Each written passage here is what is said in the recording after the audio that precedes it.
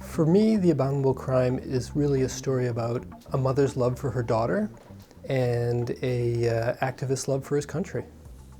The topic of the film is really the violent homophobia that's just raging through Jamaica and really affecting the lives of all of its citizens, not just the LGBT community.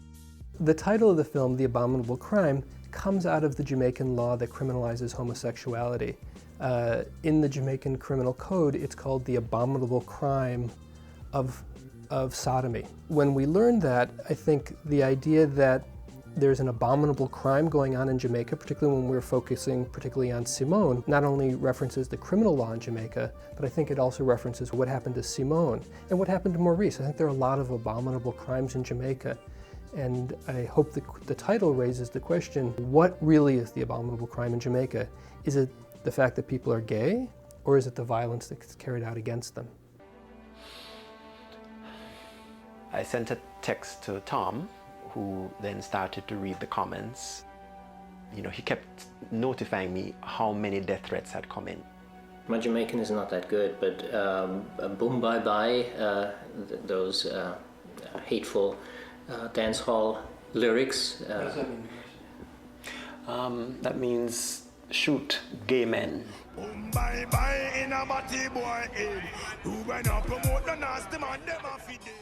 When I first became involved in this story, it was through the Pulitzer Center on Crisis Reporting. They asked me if I wanted to make a film about HIV/AIDS in the Caribbean, and we started looking into stories, and the thing that immediately sort of sprang to attention is that Jamaica has the highest HIV infection rate in the Western Hemisphere. And so that began this whole chain of research and investigation as to how that could possibly be true. I interviewed members of government. Ernie Smith, who's in the film, was one of the people we interviewed. I interviewed people of the Public Health Service. One of the people I met during that process was Simone Edwards.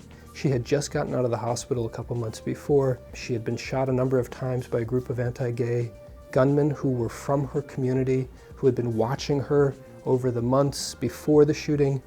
And she said they had noticed that she never walked with a man. So they were always asking her, where's your boyfriend? Where's your boyfriend? Where's your boyfriend?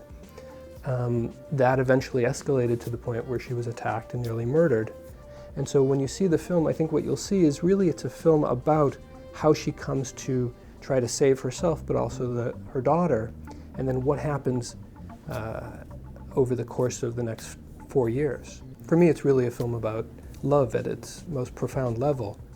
I'm delighted that The Abominable Crime is part of the AfroPoP series because I think we live in a globalized world. I don't think the fact that Jamaica is in the Caribbean or that the United States is in North America is really a meaningful way to separate the forces that are connecting us and dividing us so radically these days.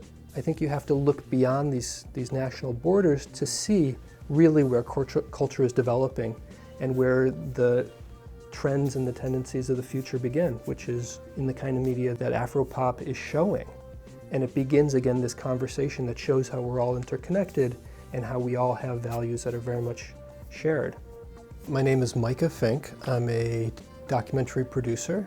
I've been making films for about 20 years and delighted to be here.